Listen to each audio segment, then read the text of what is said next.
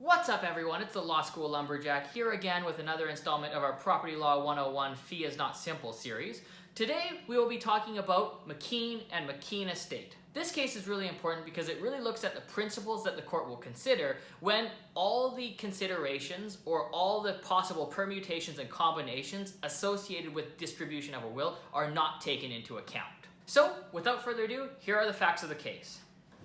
So Mr. McKeen dies, and he leaves his entire estate to his wife in the form of a life estate. Additionally, there is a gift over of half of the estate to each of his sisters. However, this is on the condition that the sisters survive or live longer than the wife. Specifically, Mr. McKeen states in his will that if one sister were to predecease the wife, then the other sister would get 100% of the gift over. As I'm sure you're aware, the problem here is that Mr. McKeen has considered two of three options. He's considered what happens if his wife dies before his two sisters.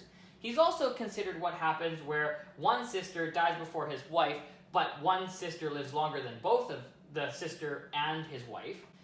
However, Mr. McKeen does not consider what happens when both sisters die before his wife. Of course, in this case, both sisters do die before his wife. And this causes difficulty for the court, as the court now has to step in and decide how the estate is going to be distributed. So the big question is, what happens to the property that Mr. McKeen gave Mrs. McKeen once she died, given that both sisters have predeceased her?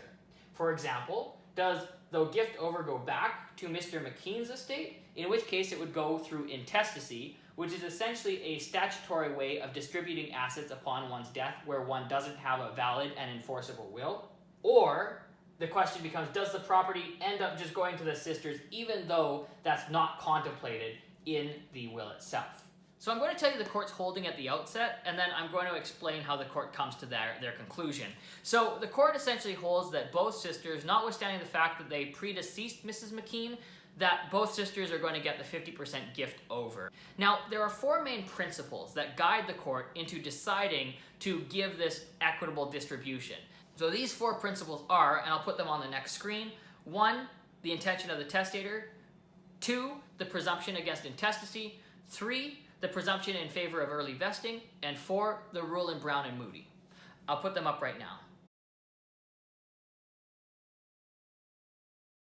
Firstly, let's look at the testator's intentions. And the court, I think, puts the most emphasis and the most weight on this one. So the court looks at the intentions and says, based on everything that Mr. McKeen has written so far, it was clear that Mr. McKeen wanted to take care of his wife for life and then take care of his sisters afterwards. This was shown because he gave his wife a life estate and then gave fee simple gift overs to his sisters. As a result, it was clear that he really wanted to take care of his wife, but then have the fee simple interest go to his sisters and their heirs so that they were taken care of. Accordingly, it was clear that the testator's intention was that at some point, the sisters would get the gift over in fee simple. So let's move on to the presumption against intestacy. Now, the presumption of intestacy basically says that when someone makes a will, they're trying to do so in order to prevent their estate from going into intestacy. As I said before, intestacy is really a set of statutory distribution rules that explain how your estate is going to be distributed if you die either without a will or a will that is invalid or unenforceable. The court, I think, quite correctly holds that when someone makes a will, they're trying to avoid their estate from going into intestacy. And as a result, the court's going to try really hard to find an interpretation of the will so that the will and the estate and the gifts they're under don't go into intestacy. So the court here says the only way to really prevent this from going into intestacy is if both sisters had the fee simple gift over. Thirdly, there's the presumption of early vesting. As I explained in my previous video on life estates, what vesting essentially means is that there's an unconditional right to the interest in the property. So as a result, if we're talking about early vesting with respect to the sisters, it's a vesting of their gift over rights. The presumption basically says that when there's ambiguity in a will, the court's going to try really hard to find an interpretation of the provision or an interpretation of the will that would allow the interest to vest as soon as possible rather than being subject to contingencies. So in this case, the contingency was the sisters predeceasing the wife. This is because by drafting the will, the testator essentially signals to the court that he intends for his interest in the will to vest if possible. Essentially, the court says that although the will is ambiguous, the court is going to look at this situation and try and find an interpretation whereby Mr. McKeen's estate can actually vest in the sisters. Finally, the rule in Brown and Moody states that a gift is prima facie vested if the postponement is to allow for a life estate.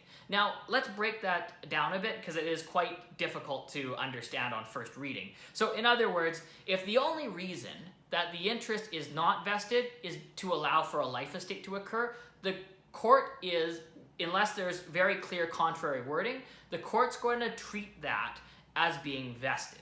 So in this case, the court will treat the remainder women, being the sisters, as having a vested gift over, since the only reason the gift over was postponed or the gift over was not vested was because of Mr. McKeen's wife's life estate. Taking into account these four principles, which all point towards the sisters having a right to the gift over in fee simple once the wife has passed and her life estate has expired, the court holds that since both sisters did not live longer than Mrs. McKeen, no one sister is entitled to have more of the property than the other. As a result, the court says the sisters will split the gift over equally as if they survived or lived longer than the wife. And that is the most equitable way to really give life to Mr. McKeen's intentions. I hope this video was helpful. I hope it makes sense. If you have any questions, feel free to comment below. I would really appreciate it if this video was helpful, if you could like and subscribe to my channel. Thank you very much. Take care and have a wonderful day. See you next time.